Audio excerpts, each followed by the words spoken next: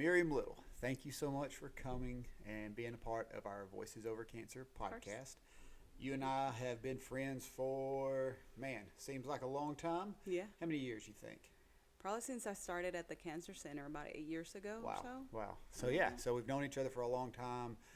You'll get into it a little bit later about the being on the board at Summit Quest and then our friendship through the Harbin Clinic Cancer Center. But thank you for coming today and being willing to share your story. My pleasure.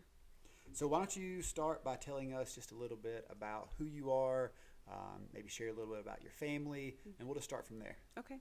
So I was born and raised in Mexico. My dad was a pastor. My mom stayed at home with us. I have 4 brothers, very tight-knit family. I met my husband in college, undergrad, and he's a PE teacher here at local middle school. We have 2 kids. Arabella's 12, going on 23. Abram just turned 10. Just great kids. And we started out 2016. Started working at Harbin Clinic. It's been 8 years now that I've been there. And that's at the Harbin Clinic Cancer Center. The cancer center, And correct. what do you do there? I'm a social worker, medical social worker there. All right. So, there's a lot of different social workers that do a lot of different amazing things. Sure. What is a medical social worker? So, What do you do? medical social worker at the cancer center. My primary role, well, I have different hats, but my primary role is to order any kind of medical equipment. If the patient needs a cane, walker, wheelchair, if they need any services, home health, hospice, caregiver, or setting up like going to a nursing home, different things like that. But when I first meet the patient is during education. Okay. And that's when the patient meets their nurse team, the financial counselor, and myself to go through, what stressors are there currently.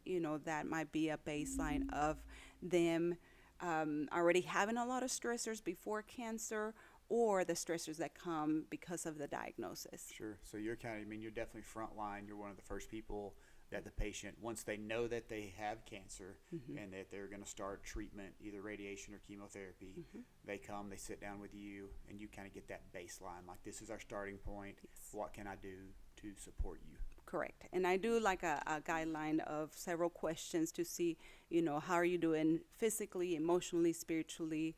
Not a whole lot of financial. That's the other person. But that's kind of like the baseline of where I start.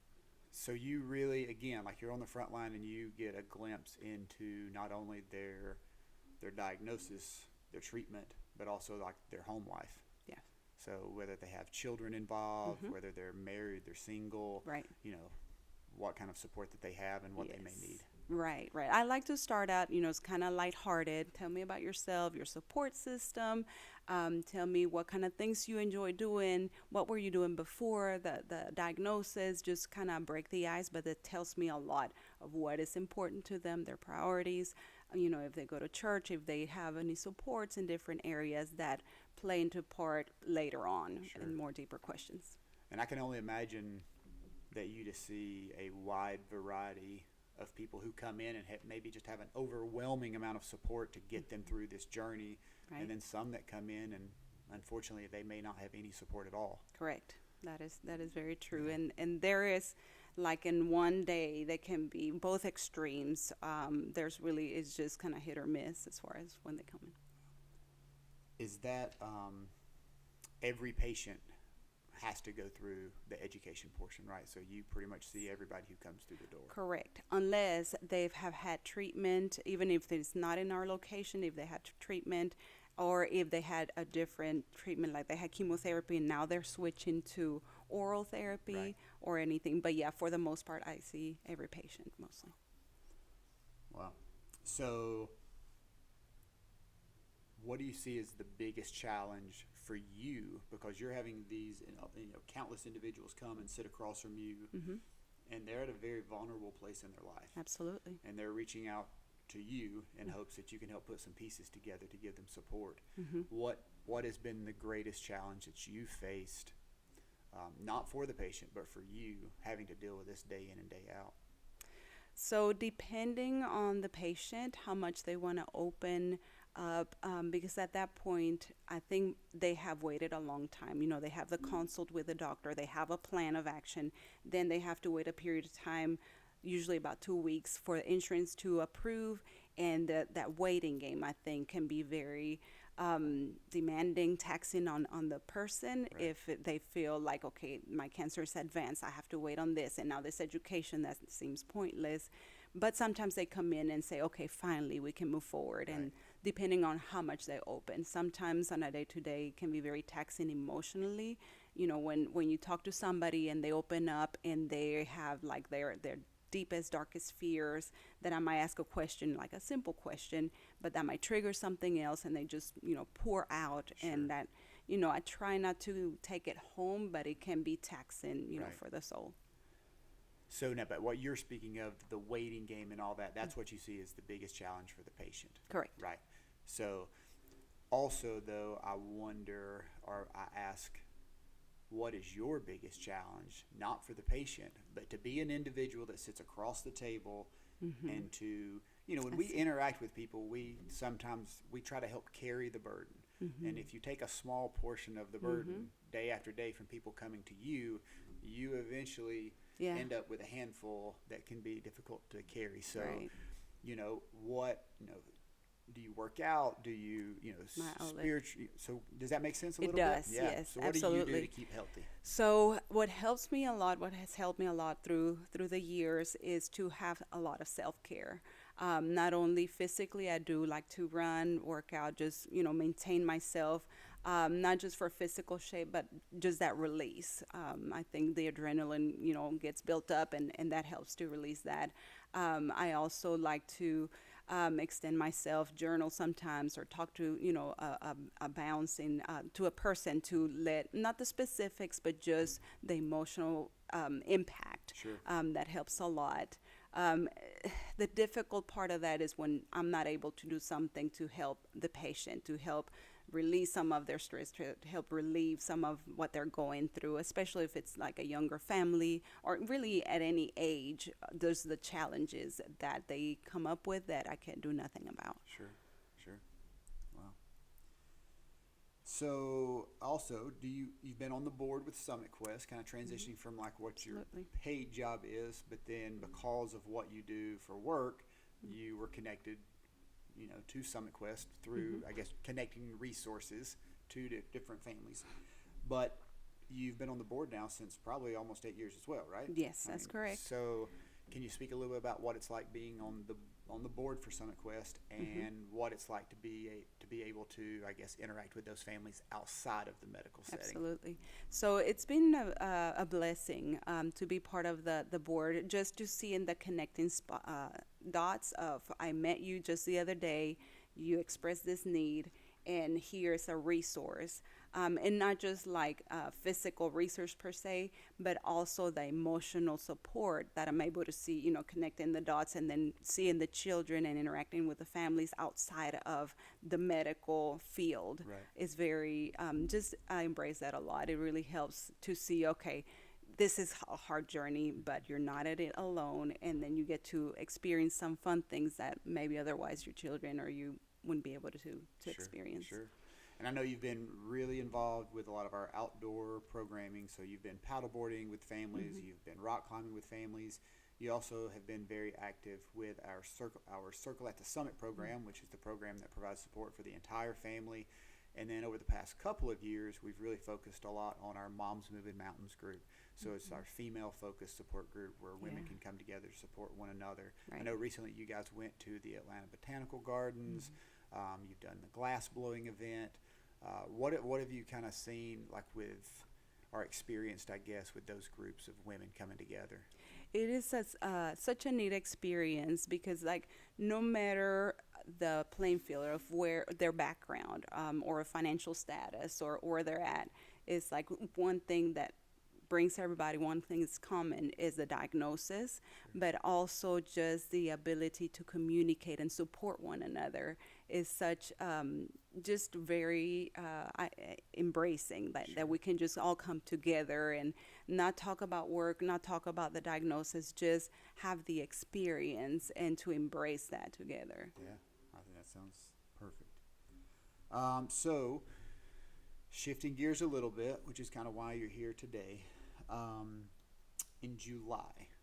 So, tell us about what happened in July that kind of changed your journey to be more of from being a supporter of indirectly being affected by cancer to a more personal, I guess, situation. Sure. So several months before July, I had been experiencing a lot of different symptoms, and I'm very in tune with my body. Just just knowing the changes as far as working out or when I go for runs. If I feel this, I feel that. I have been dealing for a long time. After having kids, a lot of endometrial stuff. And so there was a shift where it was more involved with like GI issues, gastrointestinal issues. And that's where I kind of saw some red flags. Went to my primary doctor and I said, this doesn't feel normal, it doesn't feel right. So we tried several different treatments, tried different approaches, changing my diet, changing my activity level, but everything kind of kept escalating. So around July, it was about the time that we finally did more exploratory to try to find the root cause of everything instead of, trying the treatments and changing pills and whatnot. So come to find out, they did several different scans. We were actually on our way of vacation to the beach when I got some of the results back, which I had waited and waited and waited. And finally we're like, okay, whatever, we'll just go on. So I get that in the portal, and I, communicate with some of my oncologist doctor coworkers. And just so when you say like the portal, so like the email or access to yes, your the medical file, so, okay, yes, yep, correct. Okay. And so they, it was something that they found in a scan that was abnormal, but the wording of the radiology report was just alarming, very alarming, with a possible diagnosis of such and such, which has a very poor outcome. Thank you. A poor outcome of 3 months or less. And so it was very shocking. And you're going on vacation the next day. We're on our way to You're vacation. on your way to vacation. Halfway to vacation. And so having the connections was great, being aware, of my medical knowledge, which is not a whole lot, just enough to cause some damage. Right. I just texted with, a couple of my doctor friends, and they connected me with my OB, my obstetrician, and she said, come on in, I can see you this afternoon. I was like, well, I can't because we're on the way to vacation. So it was the feeling was kind of powerless, but I had to just come to a point where it was just a total surrender. Like, okay, God, I don't know what to do with this, but I know that you're by my side, and I just have to, let it go and see what happens. But I didn't know anything for sure until later on. So then you're on vacation for a week or so. Mm-hmm, correct. And you come back home. Do the usual. They had a colonoscopy, a CT scan, a PET scan, just everything to kind of confirm or see what the next plan is. So my local OB doctor referred me to a friend of hers who is an OB, a surgeon, and oncologist. So when she said the word oncologist, yes. Overachiever? Correct. Yeah, okay. Yes. Cool. It's got who you want, though, right? She is, yes, exactly. And so I'm going to stop you real quick, though, and I want to take it back just a little bit. So sure. You've got all these scans. You've got the report that you got through the portal, mm-hmm. which is alarming. Yeah. And then you come back from vacation. You have all these different scans, all these different tests. So you're still playing the waiting game, yes. which you've identified as one of the most difficult things for a patient or potential patient to deal with. Are you sharing, if you don't mind me asking this, mm-hmm. but are you sharing, I know, with you and your husband are side by side and all this. Mm-hmm. Are you sharing mm-hmm. anything with the kids yet? Or are you guys just trying to figure out what's going on and where we're at? What's kind of your thought process with that, if you don't mind? Yeah, no, I don't mind. We aren't sharing anything yet, not even with my extended family, not the kids, not anything yet, because it was just a waiting game. We really didn't know much about anything except for that report. Right. So we like to communicate, be open, with the kids and everything, but we just didn't have enough information to say, for certain. Sure. Okay. So then now you've got your overachiever doctor who knows everything. It's yes, great. Does. So that's She's awesome. And that has to make you feel Absolutely. good. Absolutely. So she's in your corner, and what is she saying? She got more scans done, and she feels like it's 80% that it might be cancerous. She said, I can't say for certain, but most of the time, when I see this type of cases, more than likely it is. He said, we will confirm, after we do surgery. The plan was to do it robotically, but she said it might be that we may have to go in and do like a major surgery, just depending on what we see. So that, then, and the funny part is, Dust and my husband, he's a very hands-on, taking the bull by its horns. He did a lot of research, which I was like, keep that to yourself. I just want to know, when we need to know. Right. But it helped him a lot. I think it helped him a lot to process, and to kind of have a plan, and just to prepare himself to be there for me. Sure. So that was helpful for him. Okay. So we get to the doctor's office, and she, says those things, and he was like, okay, that's what I kind of researched from that. We just didn't know the staging. We know specifically what kind of cancer. She thought it might be ovarian, but not sure, just because of all the other symptoms that I had been experiencing. Sure. So from that doctor's appointment to the surgery, what kind of time frame do they say that they're going to do the surgery? Like how long after? It was a matter of about 3-4 weeks or so. I don't recall it specifically, but it wasn't a whole, too long. Right. Which I was thankful for. Yeah. So then you go in, and you're expecting it to be, like you said, like robotic surgery. So that would be not as invasive. Correct. So that's what you're hoping for. Yes, I was hoping for that because I've had that type of surgery previously. I had some endometrial issues. They found a mass, and my local OB removed it. She did have to go in and cut it because it was like the size of a bowling ball. And so it was pretty massive, but it wasn't cancerous. Right. Okay. And so I had a hysterectomy, but they left my right ovary. Okay. And so going into the surgery, I was hoping for that. I was only out of work with the hysterectomy for about 10 days. So I was like, I'll be back at work in a couple of weeks. I even told my mom, once I told her, once we knew everything, I said, I want to need you for a couple of weeks, but then you can go home and I'll be back at work. Sure. That was the plan. Right. All right. So you talked a little bit about calling in your mom, calling in some reinforcements. How'd that conversation go when you're like, hey, Mom, I've been having some doctor's appointments. Do you call her on the phone? Or are you talking to her in like face to face, or how do you tell her? It was over the phone. She recently retired, and so she is very busy with lots of grandkids, and my 4 brothers kind of live in different areas, so she's kind of taking turns here, there, and everywhere. And so I mentioned to her, I went to see.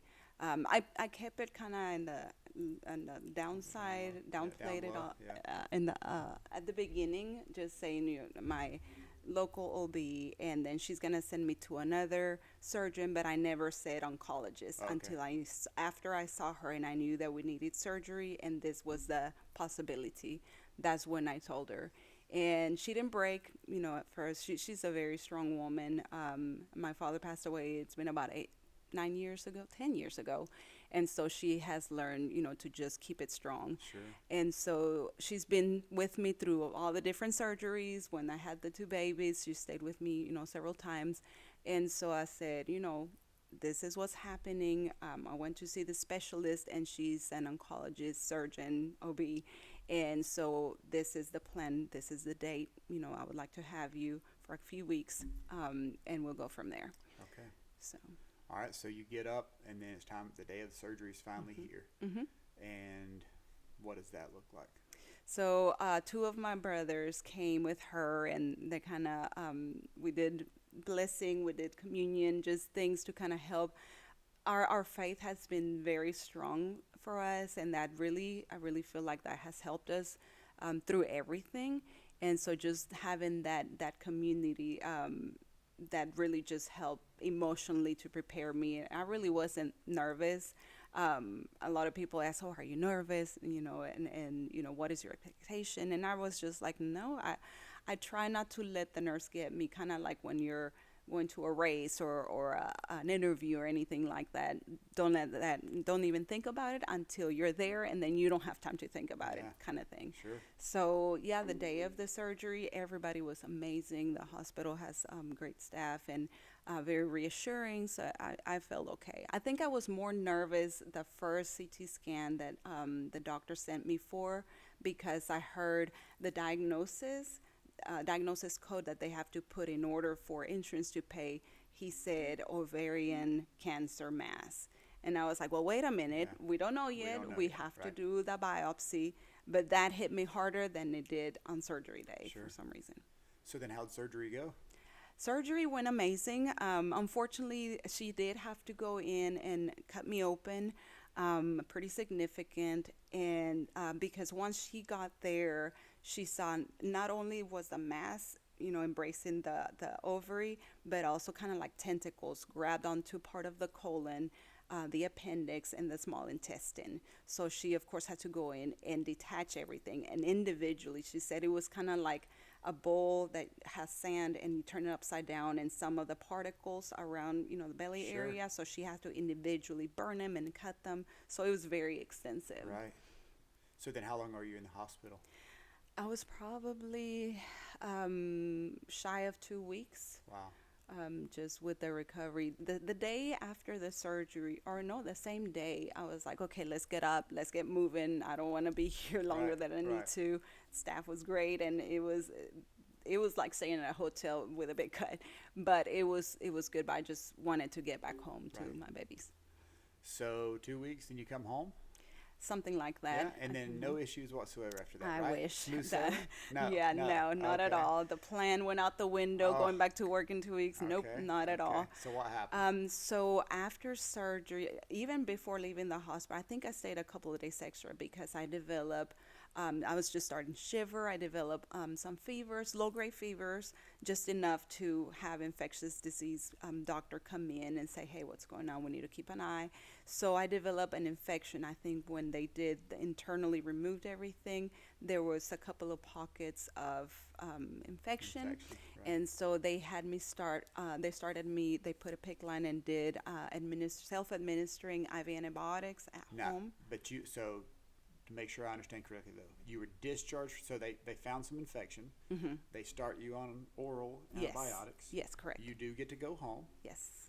And then, because we like to call you Special Order Miriam, because everything she does it's got to be a little bit of a mess. That's right. You get home, and then the infection does not go away. The medicine's not working. So you kind of lumped everything together, but then you're going back and forth to the doctor. Correct. Many visits. And then they changed the medicine a couple of times. Correct. And then finally, they're like, man, we've got to get you on some really the strongest we can find. Mm-hmm.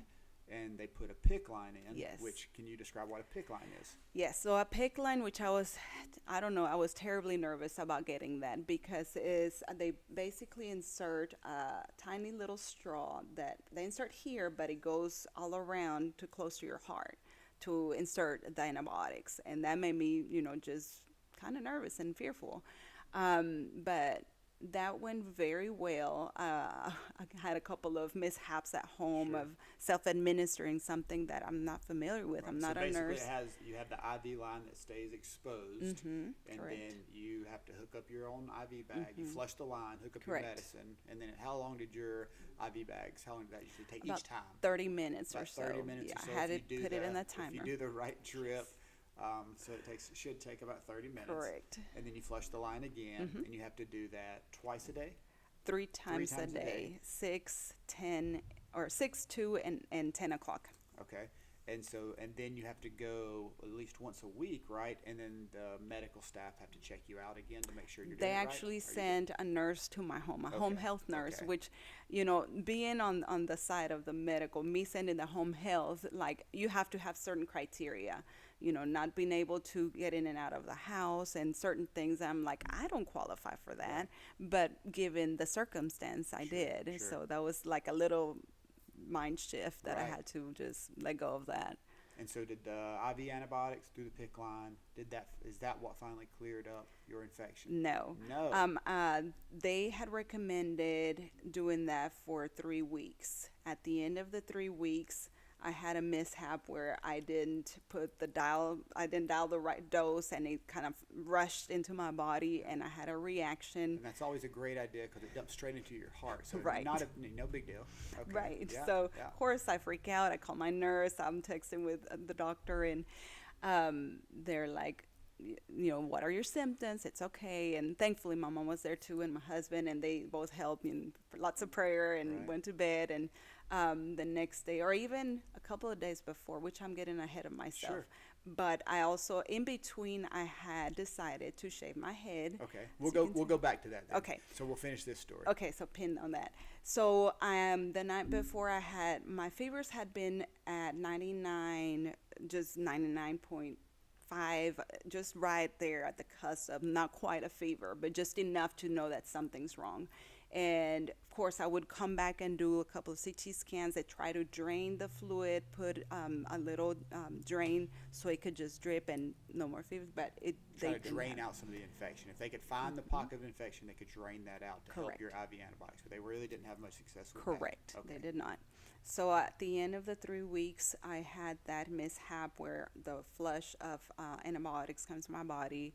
My fever spikes to 103 for a couple of days. I did not want to go back to the hospital, Right. but my infectious disease doctor was like, you need to come today, like right now. Yeah. So, and it's not our local hospital, Sure. it's in Canton. Right. So all the driving back and forth, it wears out on Stress, you. yeah. A lot of it. And so between my mom, Dustin, and some friends from church, and people that offered to help, it was really helpful. Just having a great support system is so significant Sure. when you're going through something hard like this. So you get back in the hospital. I and- stayed there for about shy of a week, 6-7 days.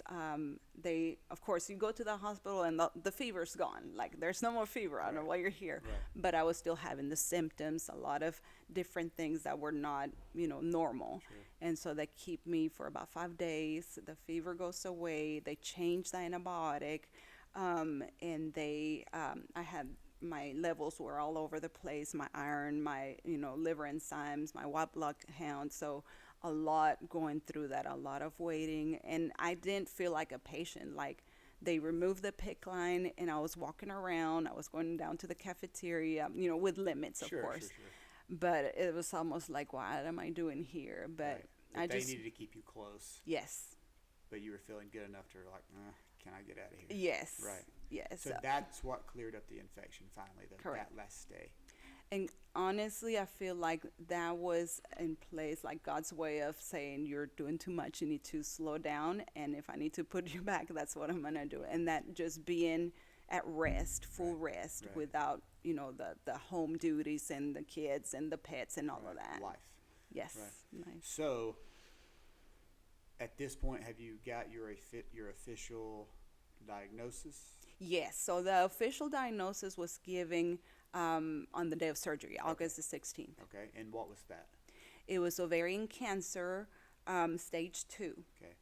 They thankfully got it in time because all of it went there instead of the cancer spreading to all the different Other organs. And so you talked about like the bucket of sand, all the other places that she burned off the small pieces that no cancer got into any other area. Correct. That was successful, and there were several scans to confirm that. However, the doctor recommended after I heal to do chemotherapy, Okay. just as a preventative, just in case there was a tiny little cell, so it won't, So spread. then they said chemotherapy, so no radiation, so you're chemo.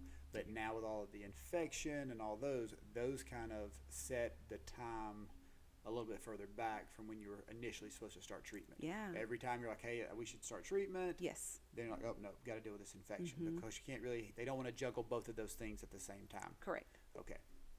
So finally, they got rid of the infection. You're good to go. You come home, and do you want to talk about shaving your head, or did you? Because that was before you started treatment. Correct. Okay. Yes. So we'll travel back in time just a little bit, and you knew kind of what your treatment cycles were going to be. Correct. Can you talk a little bit about what Yes. they suggested you take? Right. So my oncologist, Dr. Khan, wanted me to be in conjunction with my surgeon oncologist, wanted to do one every 3 weeks for 6 treatments in total. So that would give me enough time, which the surgeon said, some oncologists will recommend you can do it all at once, but for better quality of life and that you can, recover after all this craziness, just every 3 weeks. Okay. And so you did some research, and from your research, you felt like there was a good chance that you would probably lose your hair. Yeah, definitely. Right. My surgeon and my oncologist here said you'll definitely lose your hair, not right away, as the treatment builds up. It's accumulative. Gotcha. So what decision did you make? So a couple of things that made me sway that way. I knew I was going to lose my hair. I've seen patients. I've seen it done. Even my husband was like, "Well, maybe you won't. Maybe, don't worry about that." But I was like, "No, it's a certainty. It is research. It has been done, and that specific medication will cause to lose my hair." So I told Mom. I said, "Mom," and she by this point she went back home. She felt like I was back in shape. I was starting to work a few hours a day that my surgeon released me to. And then I said, "Mom, I'm going to go cut my hair tomorrow." And she said, "Oh, why? Really?" And she said, "Okay, well, this is what we're going to do. We can do a provisionary wig because your brothers and I have talked, and we want to have your own hair be made into a wig so I can wear my own hair." Okay. And that was, it's not just about being vain. It's not a vanity thing, because I really don't feel like I'm that way. I grew up with 4 brothers, so I was like, whatever. Sure. But I did have a significant amount of hair. Right. If, people that know me before this, it was a lot, very thick, curly, long. And so my brothers are like, those wigs are nice, but you need your own hair. And so that touched me a lot, that they would, do that. Special. Yes, very special. And so I said, okay, well, they have an appointment tomorrow. I'm going to go ahead and do that. I can have a few friends. And Mom's like, I'll be there. And that was it was very encouraging, the people that were able to come. And even the ones that didn't, just texting and checking on me. My coworkers also send me texts and encouraging things. So the day of, I was, seeing it. It's like a salon. It's a local place, the Wig Chicks. And they were very encouraging. And the whole process, they had to tie little rubber bands all around my head and then individually shave so that I could mail it to that company. Right. That can work on that. How long does it take usually for them to make the wig and get it back to you? It usually takes 8 to 12 weeks, Okay. but you can have it expedited for an extra fee, Sure. 6 to 7 weeks. I got So. you. And so just because I don't know, with you kind of taking control and shaving your head beforehand, is that what allowed them to take the hair, of course, to send it off to make you a wig? If you had waited and it had fallen out over time, that's not as much of an option to be able to gather the hair to send it off. Right. That is correct. Okay. And I feel it also helped me to, like you said, take control of the situation. Sure. Instead of letting it affect me and frustrate me, and for it to affect the kids in a way. I did want to say, we skipped over the one part where before surgery, we sat the kids down. Dustin and I sat the kids down and said, because they have seen me in pain. Sure. It caused a lot of pain. And Sweet Abram's always like, "Oh, what is your pain level? And what does it feel like? Is it sharp? Does it burn?" And always, trying to accommodate. And Arabella, too, is like, "What do you need? How can I help?" Always Right. taking the mommy role. Yeah. And so we sat them down, and Dustin and I said, we've seen the doctor. Mommy's going to have surgery. She thinks it might be cancer. And as soon as we say those words, they're both gasping like, "Is this the kind that is going to kill you?" Yeah. And I was like, "No, baby." Thankfully, they caught it, ahead of time. And we trust Jesus will be, part of that. And Abram just kept thinking, like, "Do you think maybe your patients gave it to you? Maybe because you're around them a lot." And I'm like, "No, baby, Right. that's not something that you get like the flu Right, or any right. kind of virus." So it was just neat to explain to them, because when I see my patients and they worry about telling the kids, we're not going to tell the kids. It's so important to have that open communication, Right. because kids are so smart and they go Google something and the worst comes to mind, or they hear stories Yes. and whatnot. And we've seen that so many times at Summit Quest, and either they'll Google or they'll try to do their own research to figure it out, or their minds will just go to the scariest Worst case scenario, scenario. and then that's what. And so yeah, I always just tell the families to trust your communication with your kids. I can't tell you when or how, you should Right. tell them, but just know that they know something is going on. Absolutely. So Absolutely. wow, I mean, what a conversation, and what a great question that Abram asked was, do you think you caught it from your patients? Of course, we know that is not how that works, but as a child, like if we're like, hey, don't go over there, or we're not going over to so and so's house because they have the flu, they're sick. Right. So what do? We're going to create distance and space, Yes. and so to have that conversation to say that's not how cancer works. Right. We've had that so many times at Summit Quest to where kids have distanced themselves from their parent or loved Right. one, and they won't say why, but then they'll open up to one of us and say, I don't want to catch cancer. Yeah. And And it's- one more yeah, thing, absolutely. to interject there. One thing that I think that's in it well is to reassure them. There is nothing that you did to cause this. Yeah. Because I know kids, I mean, most of us just internalize it like, I should have done something different, or right. why didn't I do right? And yes, granted, some cancers can be more because of smoking, or because of Sure, drinking, sure, or sure, because sure. of Yeah, this, yeah, yeah. something that you have control over. Right. But it's so important to reassure them, like, you didn't cause this. Right. You And can't- we've had that again. Like we've had kids say, well, I didn't do well in school, or I acted up. Yeah. And it's like, no.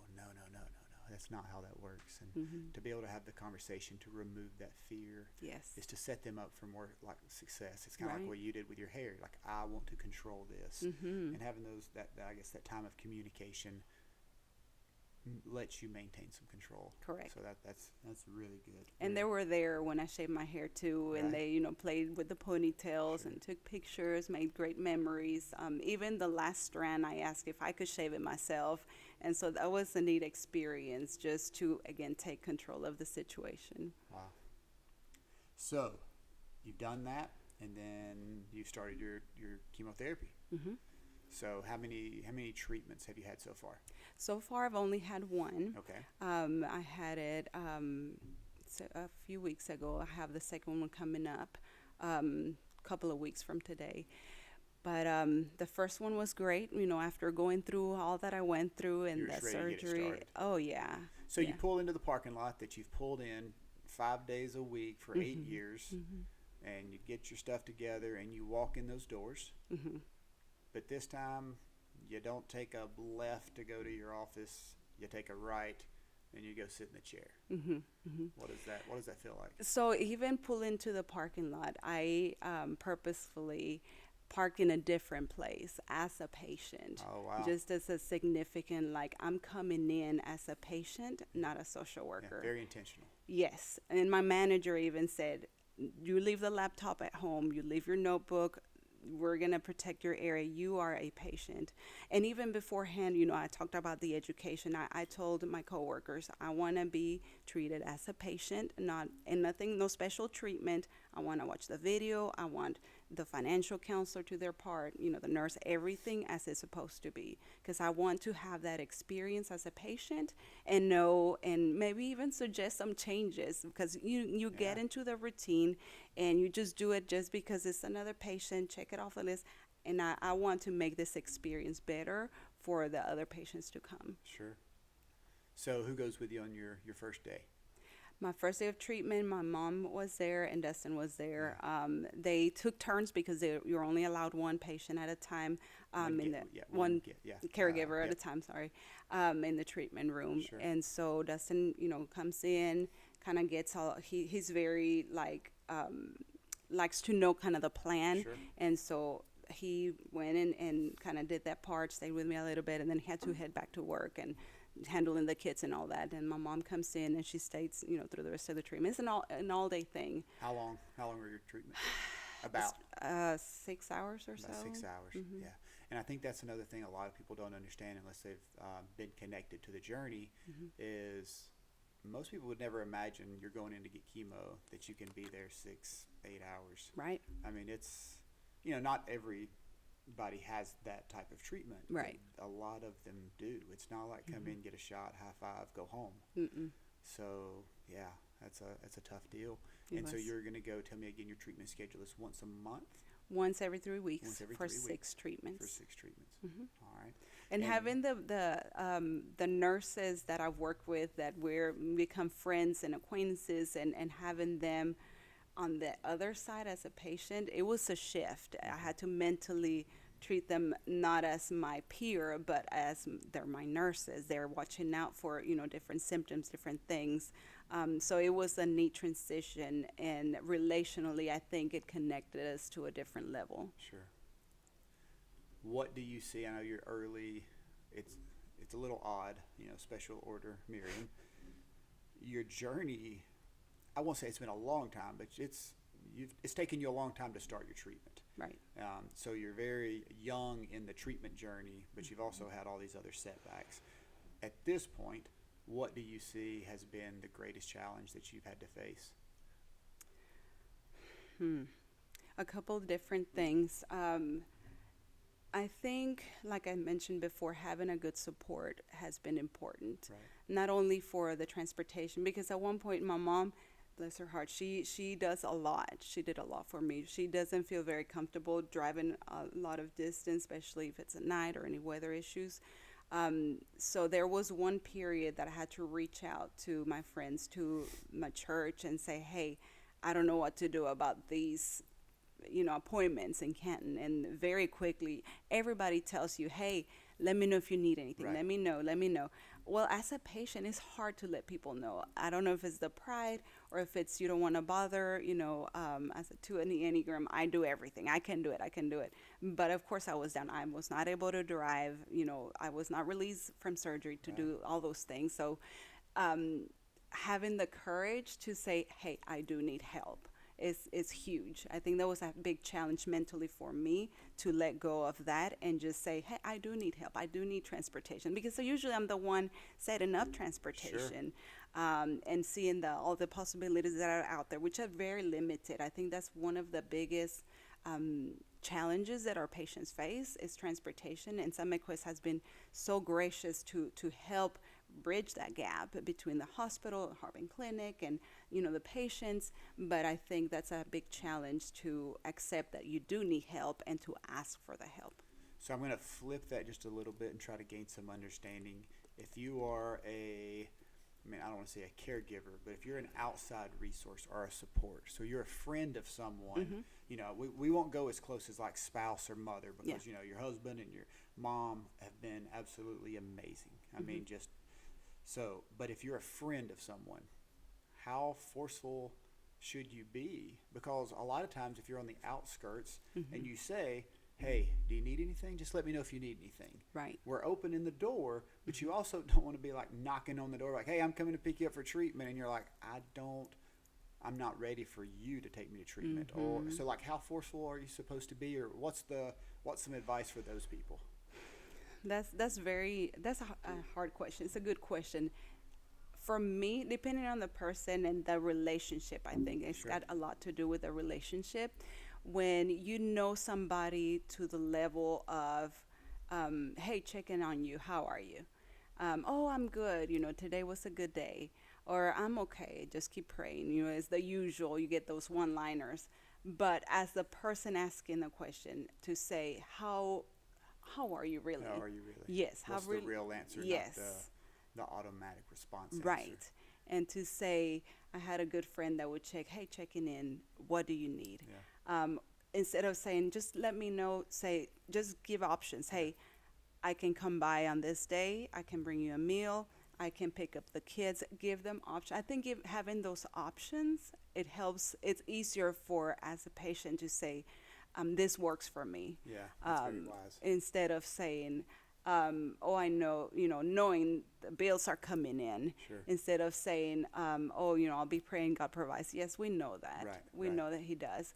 But saying, hey, do you want me to pick up groceries for you Sure. today? Can I pick up your medication? Can I just giving options, I think is very helpful. Right. So at this point, you're kind of in the holding pattern. You've done your first treatment. You're waiting for the second treatment. You're back at work. I think you've shared some great insight about how to be a support when you're on kind of the outskirts of the situation. Consistently checking in on people, being intentional, maybe offering options for people to choose from. I'm like, hey, can I do A, B, or C? Would any of those things be a blessing? Could they offer support? Also, it's so, I don't know how else to say it, but it can be very awkward when you love someone or you care about someone, or even if you just like interact with them daily and all of a sudden something like cancer is introduced into their life, and you come up to them and maybe they've shaved their head, or maybe they have lost weight, maybe they've gained weight due to treatment, or there's definitely something going on. And you can find yourself kind of in that situation to where you're like, hey, oh, I haven't seen you in a couple of weeks, 3 weeks, 4 weeks, whatever it may be. How are you doing? You look so, it's just that awkward. You look so good. Oh, you shaved your head. Like, what do you, in your opinion, because I'm sure this would vary, but like in your opinion, how should someone kind of have those interactions with someone? Like, what does that make sense? It What are does. some things to try to avoid? Sure. When my dad was sick one time, somebody came up and said, "Oh man, you put on so much weight. You look so good." And the weight was all like fluid from all of the treatments. Right. And they didn't mean anything. Right. But I was like, he doesn't look good. He doesn't even look like my dad. But like, they didn't mean that. They Right. were just trying to find something. So, like, what do you have advice you would want to share? Sure. I think coming to the patient, the person, with a perspective of, put yourself in their shoes. But we can't. But you can't. We can't. You're right about that. I've never known the journey of a cancer patient. That is true. However, the approach would be asking questions, not the obvious, like, oh, you lost some weight, or you're too skinny. Right. Don't do that. Right. Don't, like, more probing questions in the matter in a caring sense, like, tell me about your journey. Like, tell me what has been the biggest challenge, like you said earlier, or, how is your nutrition, or, how can I bless you, one of the girls at work just offered, like, hey, we have Ensure here for our patients, would you like some? Not assuming, oh my gosh, you lost some weight. What's going on with you? Right. I'm worried about you. You're getting too skinny, because obviously I had my colon cut up, and Right. part of it is where the absorption of the or of the nutrients. Right. And so it's beyond my control. I've been hospitalized, and so muscle weight. I mean, there's so many So many factors. things. So don't assume. Don't think before you speak. Right. And don't focus on the appearance, but ask questions. Not just how can I help, or if you need anything, let me know. More like emotionally, hey, how are you emotionally? Just the way that you word things. Be careful, be mindful of the Right. way that you word things. And I'm not disagreeing with you, but I also would think to add, say something.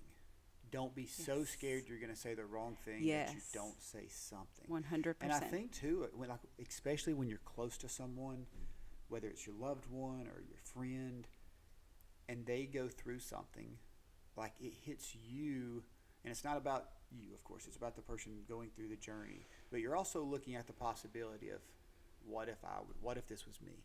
What if they were looking at me and I was the patient? I was the one who had to hear, you've got cancer. And so it is that little bit of a slap. And also the lack of control that we have for those that we care about. To stand in front of someone and know, I'm unable to take this from you. Sure. I'm unable to fix this for you. Yes. But I think you shared a lot of wisdom of, like, say something, but just Right. be mindful. Don't see the appearance, see the person. Right.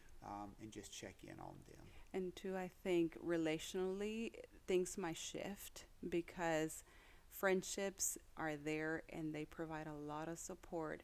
But don't be surprised as a friend if either communication changes, expectations might change.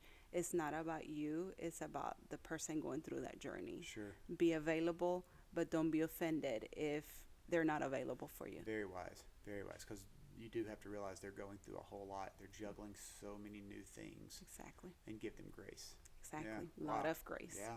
A lot of grace. Wow. So you've talked about your mom a whole lot. I know your husband's supportive. I know he's there side by side. But with your mom, how, and we can say your husband and your mom, however you want to answer the question, how are they doing? And you can choose one or both or whatever. I think my husband Dustin has really, he has been very supportive in different roles, in different ways. You know, when I was in the hospital many, many times, he went and came, taking the kids, making sure that they are able to see their mom. There was some occasions that was a little bit difficult, and the kids, they're very tender-hearted, any kid. But just knowing, okay, we saw her have surgery. We saw her cut her hair. We saw her going back into the hospital. So of course their little minds say, okay, what's next? She's not getting better. She's getting worse. So just that, I think the communication piece, Dustin was able to open and to reassure the kids or to bring them. I think that has helped a lot. With my mom, I think relationally, at one point, just because of the different schedules, she was working a lot. She went out of state to work. This illness has brought us together, stronger as mother-daughter relationship. Not every relationship is perfect. I'm not saying that we are perfect and we just, kumbaya all the time. Right. We don't. Same with, the spouse. It's not always fine and good. There, unfortunately, a lot of patients that go through something significant like this, the other spouse feels like it's too much, they walk out, or they get into their own thing. Check on the spouse. I'm talking about for friends, for other people. Right. Check on the spouse, check on the children, check on the caregivers, because they need a lot more support than what you think. And that's kind of what I was kind of teeing up. I was going to just encourage the people who are listening to this to make sure, the patient, of course, they're the most important person in this journey. Right. But those frontline caregivers need so much support, because if you can keep them strong and encouraged, then they can continue to support the patient. Exactly. And so many times, the caregivers in that inner circle, no one checks on them. Sure. And they're dealing with a lot of brokenness as well. Absolutely. And And so- I always tell my patients in education, take care of yourself. Self-care is important, but then I turn into the caregiver, mom, spouse, friend. Make sure you put that oxygen mask yourself first, so that you can then be able to take care of the people around you. Right. So it's very important. Wow. Well, you've shared some great insight. I think you have a perspective that, fortunately, I would say most people don't have to have. But, serving as your work role as the social worker and then transitioning into the patient.